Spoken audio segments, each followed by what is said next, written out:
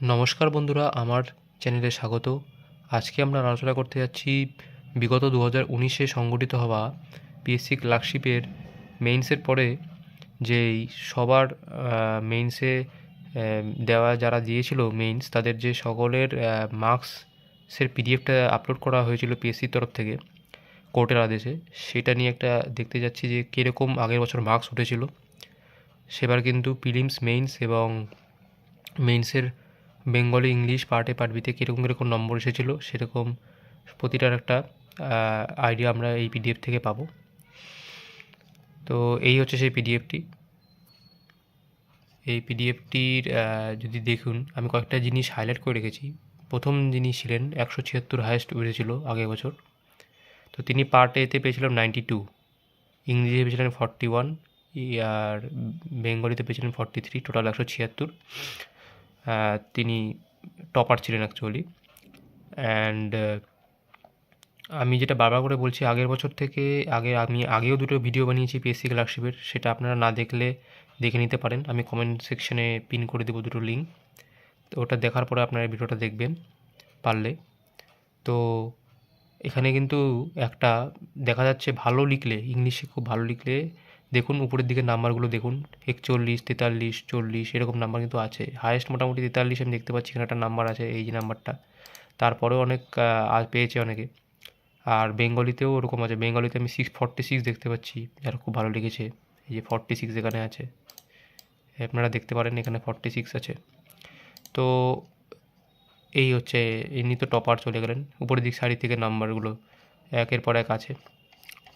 তো এরপরেও আরও আছে, যেখানে আছে নাম্বারগুলো। তো আরেকটা আমি নাম্বার দেখাবো আপনাদের, আমি হাইলাইট করে রেখেছি। এই যে ইনি প্রিলিমসে পেয়েছিলেন 70, উনি পেয়েছিলেন ইনি 70 পেয়েছিলেন। কাট অফ ছিল 65 জেনারেল ক্যাটাগরি থেকেই। তো 65 থেকে মাত্র মোটা 5.66 নাম্বার মতো বেশি আছে, 67 মতো বেশি আছে।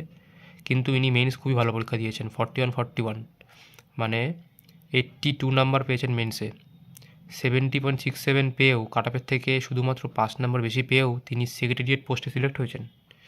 315 র্যাঙ্ক এসেছে তার র্যাঙ্ক ছিল 315। সুতরাং বোঝা যাচ্ছে যে মেইনস পরীক্ষাটা কিন্তু একটা ভাইটাল রোল প্লে করে।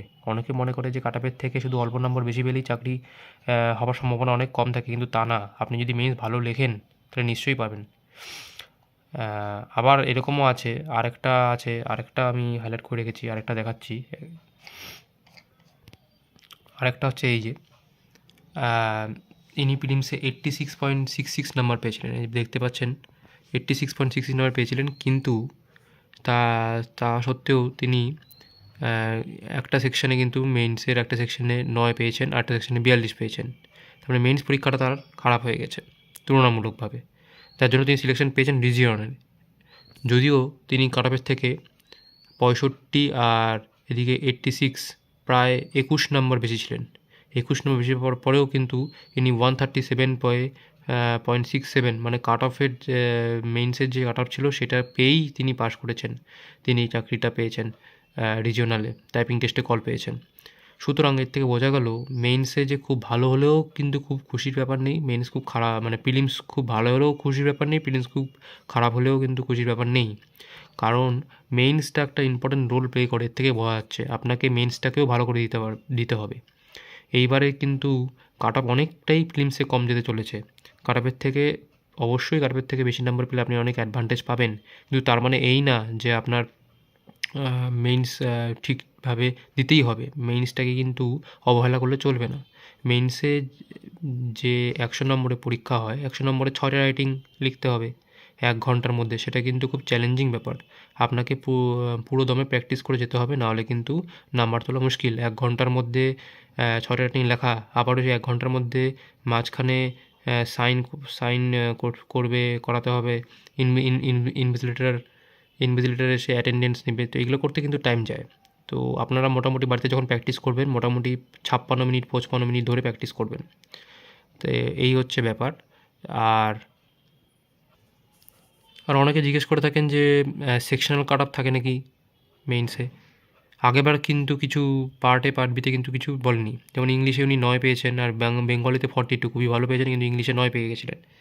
অনেকে বলেছিল আগেরবার যে সেকশনাল কাট অফ থাকে 50-এ হয়তো 10-15 নম্বর থাকে, কিন্তু সেরকম কিন্তু ব্যাপার নেই। 10-15 নম্বর থাকলে কিন্তু তিনি পাস করতে পারতেন না, কিন্তু তার নাম কিন্তু আছে। তো এই হচ্ছে ব্যাপার। আমিও দিয়েছিলাম, আমার প্রিলিমসে ছিল 68.33 মতো, আর মেইনসে ছিল দুটো সেকশন মিলে 61। তো আমি আগের ভিডিওতে আমি কত পেয়েছি কি না পেয়েছি এটা দেখিয়েছি। তো এটার একটা মোটের উপর আমি আইডিয়া দিলাম।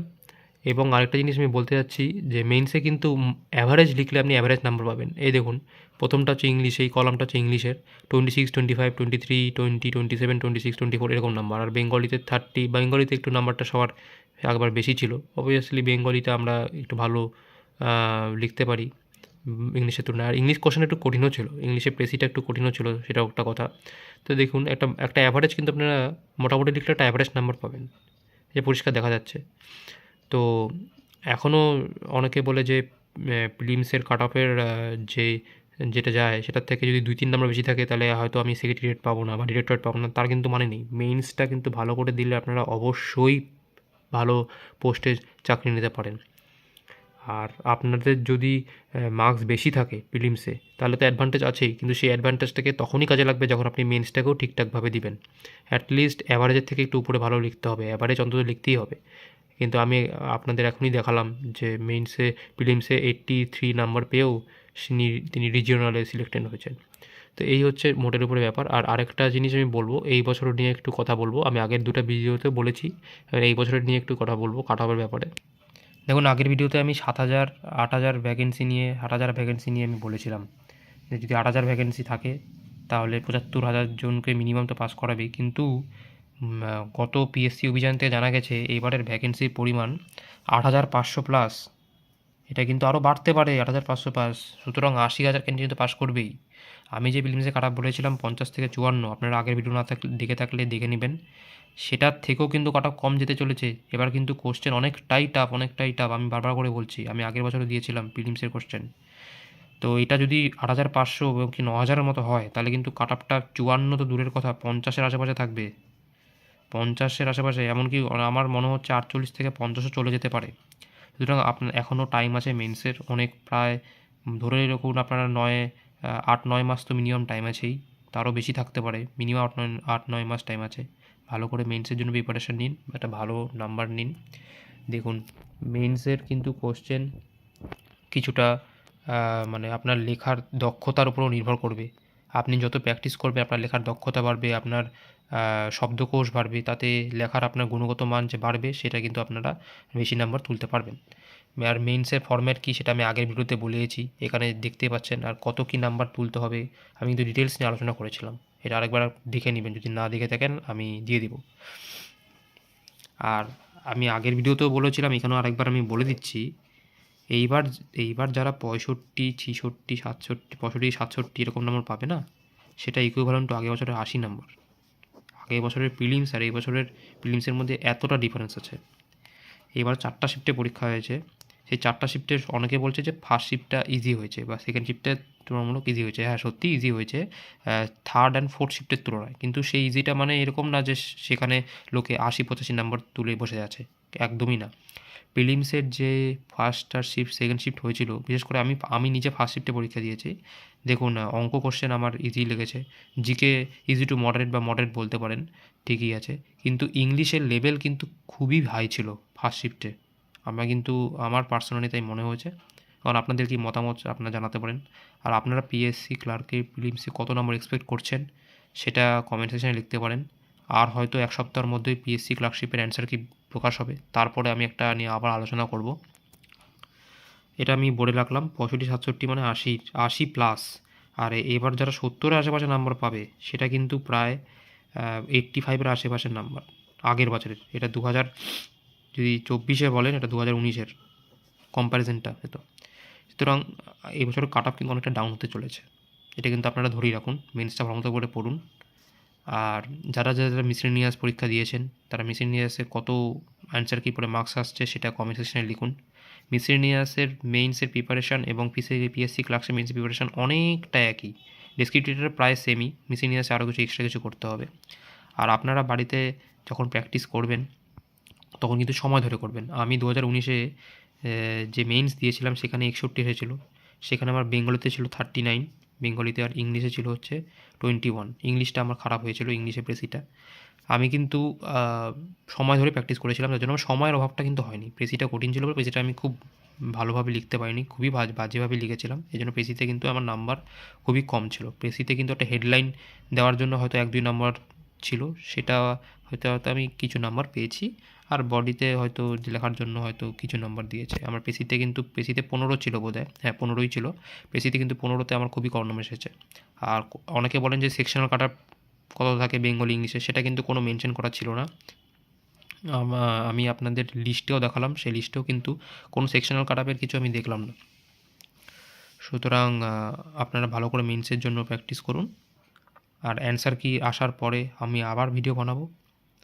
ভিডিওটি ভালো লাগলে ভিডিওটি লাইক করুন এবং সাবস্ক্রাইব করুন চ্যানেলটিকে। পরবর্তীকালে এরকম ভিডিও আরও দেখতে চাইলে এই চ্যানেলের সঙ্গে যুক্ত হন। আর আপনারা যদি চান আমি আগের বছর কী করে পিএসসি ক্লার্কশিপের প্রিপারেশান নিয়েছিলাম মেইনসের জন্য, মেইনসে কিন্তু আমার যেরকম প্রিপারেশান নিয়েছিলাম, আমি অ্যাকচুয়ালি লাস্ট রেজাল্ট বেরোনোর পরে প্রিপারেশানটা শুরু করি।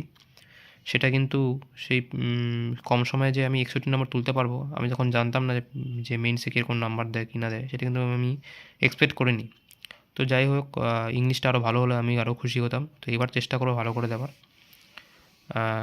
এইবার আশা করি যা কাট অফ সেখান থেকে তো বেশি নাম্বার পাবোই, অনেকটা কাট অফ তো অনেক কম যাবে। আর আমার নাম্বার 70-72 মতো প্রিলিমসে হচ্ছে। অ্যান্সার কি আসলে আরও ভালোভাবে বোঝা যাবে। অ্যান্সার কি আসলে কিন্তু আপনারা যে নাম্বারটা এখন এক্সপেক্ট করছেন, সাপোজ আপনি যদি 60 এক্সপেক্ট করছেন, অ্যান্সার কি আসলে কিন্তু ওটা কিন্তু 1-2 নাম্বার আরও কমে যাবে। যেরকম মিসেলিনিয়াস অ্যান্সার কিতে দেখলাম পিএসসি কী ভুল অ্যান্সার দিয়েছে, সেগুলো আশা করি অনেক 1-2টা কোশ্চেন ঠিক তো করবেই, কিন্তু সব তো করবে না। তো কিছু নাম্বার কমবে। আবার ওই মাসিট আপলোড করলে দেখবেন অনেকে দাগাতে ভুল করে, সেটাও হয়, 1-2 নাম্বার কমবে। তো যা এক্সপেক্ট করছেন তার থেকে কিন্তু 1-2 নাম্বার আরও কমতে পারে। তো সেইভাবেই আমি আলোচনাটা করলাম। অ্যান্ড আপনারা পিএসসি ক্লার্কশিপের মেইনসের প্রিপারেশান কীভাবে নেবেন বা কোত্থেকে নিচ্ছেন, বা আপনারা কোন স্ট্র্যাটেজি ফলো করবেন, যদি ইচ্ছা হয় তাহলে কমেন্ট সেকশানে লিখতে পারেন। ধন্যবাদ।